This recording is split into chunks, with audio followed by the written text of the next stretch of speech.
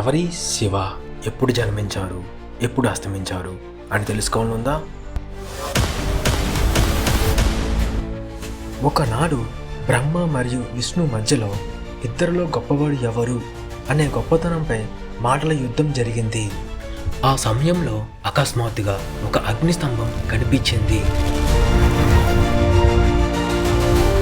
అది ఆకాశాన్ని పైకి చేర్చుతూ భూమి అడుగుకి పోతూ కనిపించింది. విష్ణువు వరాహ రూపంలో క్రిందికి వెళ్ళాడు, బ్రహ్మ హంస రూపంలో పైకి వెళ్ళాడు. వాళ్ళిద్దరూ ఆ అగ్నిస్తంభానికి ఆరంభం లేదా ముగింపు కనుగొనలేకపోయారు. విష్ణువు ఓడిపోయానని ఒప్పుకున్నాడు, కానీ బ్రహ్మ అబద్ధం చెప్పాడు.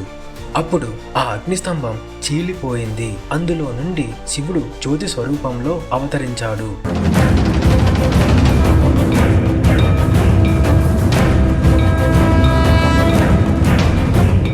నేనే ఆదిగా ఉన్నవాడిని, నేను జన్మించలేదు, నేను సృష్టికి మూలకారకం, నాకు మొదట లేదు, నాకు చివర లేదు.